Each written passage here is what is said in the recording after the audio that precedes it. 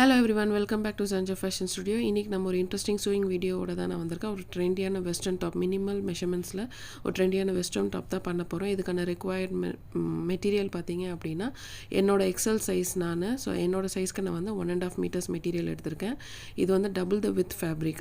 நீங்கள் 44 inches with fabric எடுக்கிறீங்க அப்படின்னா 2.5 அந்த மாதிரி எடுத்துக்கோங்க. இதை வந்து லென்த் வைஸ் ஒரு ஃபோல்ட் வித் வைஸ் ஒரு ஃபோல்ட் பண்ணியிருக்கேன். இங்கே வந்து 4 ஃபோல்டு ஓப்பன் சைட்ஸ் இருக்குது. இங்கே வந்து 2 க்ளோஸ் சைட்ஸ் இருக்குது. இது வந்து ஃபுல்லாகவே க்ளோஸ் சைட்ஸ். அதுதான் பாடியோட சென்டராக வரும். இப்போ மேலே வந்து பார்த்திங்கன்னா 2 க்ளோஸ் சைட்ஸ் இருக்கு இல்லையா, அங்கே வந்து நம்ம ரெஃபரன்ஸ் லைன் போட போகிறோம். ரெஃபரன்ஸ் லைன்னா சும்மா அங்கேருந்து தான் நம்ம மெஷர்மெண்ட்ஸ் எடுக்க போகிறோம், அந்த லைன் தான் அது. ஸோ அங்கே வந்து இப்போ நம்ம ஷோல்டரோட மெஷர்மெண்ட் மார்க் பண்ணலாம். என்னோட ஃபுல் ஷோல்டர் மெஷர்மெண்ட், ஒரு ஷோல்டர் போகணும், இன்னொரு ஷோல்டர் வந்து 16. ஸோ அதில் பாதி வந்து 8. ஸோ அதை தான் நான் மார்க் பண்ணுறேன். இப்போ அங்கேருந்து ஒரு 0.75 inches வந்து கீழே வந்து மார்க் பண்ணிக்கோங்க ஷோல்டர் ஸ்லோப்புக்காக. இப்போ நெக் ஸ்ட்ராப் வந்து எவ்வளோ பெருசு வேணுமோ அந்த அளவுக்கு மார்க் பண்ணிக்கோங்க. நான் வந்து 3 inches மார்க் பண்ணுறேன், எனக்கு அது போதும். ஸோ அந்த 8 inchலேருந்து உள்ளே வந்து 3 inches மார்க் பண்ணியிருக்கேன். இப்போ அந்த 3 inch பாயிண்ட்லேருந்து அந்த 0.75 இருக்கு இல்லையா, ஸோ அங்கேருந்து லைனை ஸ்லாண்டிங்காக போட்டு எக்ஸ்டெண்ட் பண்ணிடுங்க. இதுக்கு ஸ்லீவ் வந்து நம்ம தனியாக பண்ண போகிறதுல ஸ்லீவும் சேர்ந்த மாதிரி தான் ட்ரெஸ் இருக்கும். ஸோ இந்த 0.75 inch மார்க் பண்ணியிருக்கோம் இல்லையா ஸ்லோப்பு, ஸோ அங்கேருந்து உங்களுக்கு இந்த பாயிண்ட்லேருந்து, ஸோ இங்கேருந்து உங்களுக்கு ஸ்லீவ் எவ்வளோ பெருசு வேணுமோ மார்க் பண்ணிக்கோங்க. நான் 15 inches மார்க் பண்ணியிருக்கேன், elbows length sleeve. So 15 inch mark பண்ணியாச்சு. இப்போ இங்கே வந்து என்னோடய ஸ்லீவ் ஓப்பன் பார்த்திங்கன்னா 10 inch. ஆனால் நான் இங்கே வந்து கேதர்ஸ் கொடுக்க போகிறேன். ஸோ அதே 10 inch நான் அப்படியே மார்க் பண்ணுறேன். அப்போ ஃப்ரண்ட்டில் 10, பேக்கில் 10, மொத்தம் 20 inches வரும். மிச்சம் இருக்க 10 வந்து நான் கேதர்ஸ்க்கு யூஸ் பண்ணிப்பேன். ஸோ இப்போ அடுத்து வந்து நம்ம என்ன பண்ண போகிறோம், இந்த எண்டு பாயிண்ட் இருக்கு இல்லையா, ஸோ அந்த இடத்துல வந்து 1 inch வந்து ஸ்ட்ரெயிட்டாக லைன் மார்க் பண்ணுறேன். ஓகே, இப்போ இங்கே இந்த ஸ்லோப் லைன் இருக்கு இல்லையா, அந்த ஸ்லோப் லைனில் உங்கள் டேப்பை வேர்ட்டிக்கலாக வச்சு உங்களோட ட்ரெஸ்ஸோட டோட்டல் லென்த் மார்க் பண்ணிக்கோங்க. எனக்கு வந்து 26 inches. ஸோ 26 inchஸில் வந்து மார்க் ஸ்ட்ரெயிட்டாக லைன் போட்டுட்டு இங்கே வந்து உங்களுக்கு எலாஸ்டிக் வச்சு நீங்கள் ஃபினிஷ் பண்ணணுன்னா quarter hip round plus 4 inches extra வச்சுக்கோங்க. நான் எலாஸ்டிக் வைக்கல, நார்மலாக தான் வைக்கிறேன். So quarter hip round plus 1 inch மட்டும் நான் எக்ஸ்ட்ரா கொடுக்குறேன். ஓகே, லூஸ்க்காக. ஸோ இப்போ இந்த பாயிண்ட் இருக்குல்ல, இந்த 1 inch ஸ்ட்ரெயிட்டாக வந்தாலும் அங்கேருந்து கர்வாக அடித்து இந்த 1 inch ஈஸ்ட் பாயிண்டில் வந்து ஜாயின் பண்ணிடுங்க. அவ்வளோதான். இப்படி கர்வை வந்து மீட் பண்ணிடுங்க. இப்போ நம்ம வந்து நெக் ஃபினிஷ் பண்ணலாம். பேக் நெக் வந்து நான் 1 inch தான் கொடுக்க போகிறேன். ஸோ அந்த 3 inch பாயிண்ட்லேருந்து கீழே வேர்ட்டிக்கலாக 1 inch வந்து அதை வந்து லைட்டாக கர்வ் கொடுத்து இப்படி மார்க் பண்ணிக்கோங்க. அடுத்து ஃப்ரண்ட் நெக்குக்கு வந்து 5.5 inches. ஸோ 5.5ல் வந்து பாக்ஸ் போட்டுக்கோங்க. பாக்ஸ் போட்டுட்டு இங்கே இது என்ன ஷேப் வேணுமோ நீங்கள் கொடுத்துக்கலாம். நான் வந்து ஸ்லைட் வி ஷேப் நான் கொடுக்குறேன். இப்போ அவ்வளோதான், மார்க்கிங்லாம் முடிஞ்சு போச்சு. நம்ம வந்து இப்போது கட் பண்ணிடலாம்.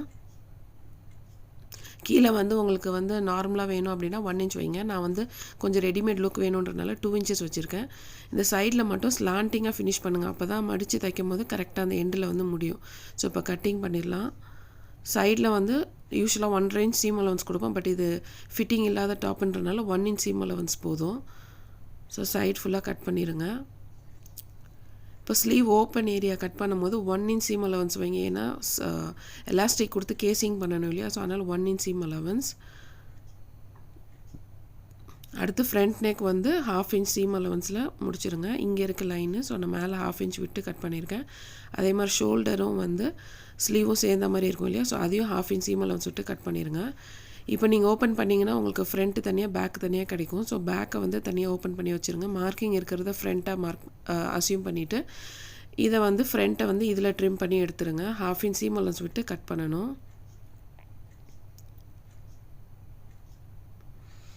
ஸோ இப்போ டாப் வந்து கட்டிங் முடிச்சாச்சு.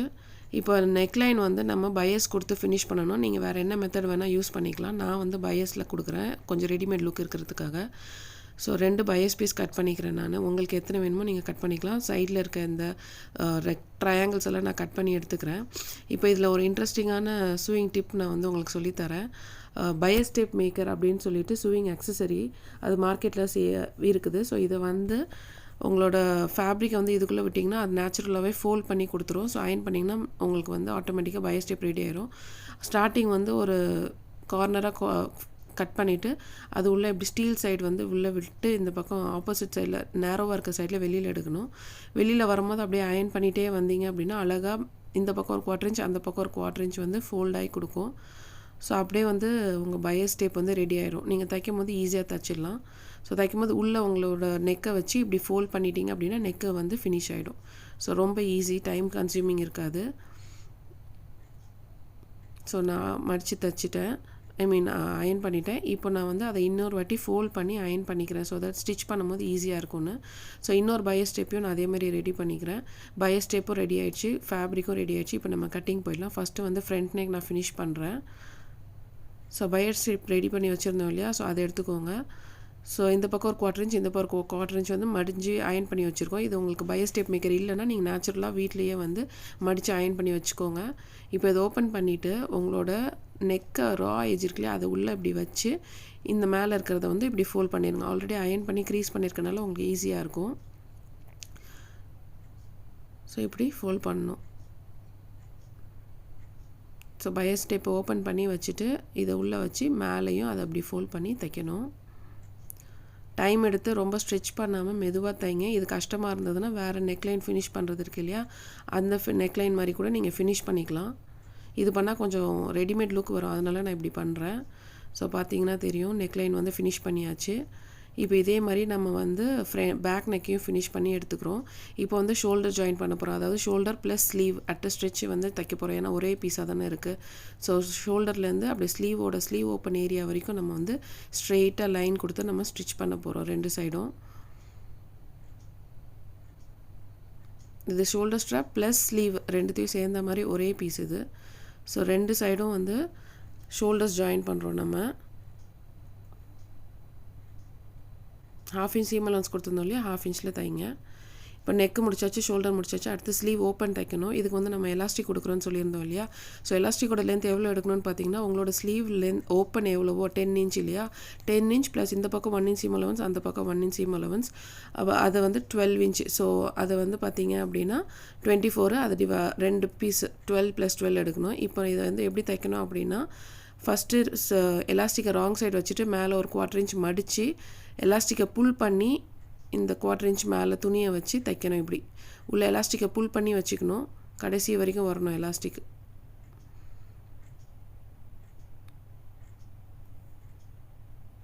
ஸோ தைச்சாச்சு.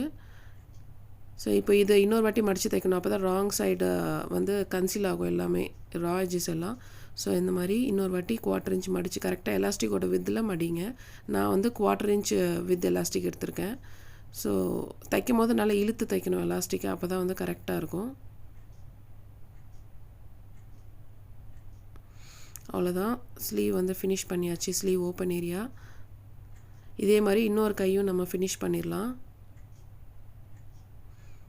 இப்போ ரெண்டு கையும் நம்ம ஃபினிஷ் பண்ணிட்டோம். ஓப்பன் சைடு ஸ்லீவ் ஓப்பன் முடிச்சாச்சு. இப்போ சைட் சீம் தான் தைக்கணும். ரெண்டு சைடும் வந்து 1 இன்ச் சீம் அலவன்ஸ் கொடுத்துருந்தோம் இல்லையா. ஸோ சைடில் ஃபுல்லாக வந்து 1 இன்ச்சில் தச்சு விடுங்க. அதுக்கப்புறம் கீழே வந்து 2 இன்ச் சீம் அலவன்ஸ் கொடுத்துருந்தோம். அதையும் வந்து நம்ம 1 இன்ச் மடித்து அதுக்கடுத்து இன்னொரு வாட்டி மடித்து தைக்கணும். ஸோ அதையும் முடிச்சாச்சு. இப்போ ஃபைனல் அவுட்புட் இப்படி தான் இருக்குது. ஸோ இது ஜீன்ஸுக்கு, கேப்ரி பேண்ட்ஸுக்கு எல்லாத்துக்கும் வந்து லிங்க் பேர் பண்ணலாம். பார்த்திங்கன்னா நான் அந்த எலாஸ்டிக்கை வந்து மேலே வந்து இழுத்து விட்டுட்டு போடுறேன். அது இன்னொரு ஸ்டைலாக உங்களுக்கு ரொம்பவே அழகாக இருக்குது.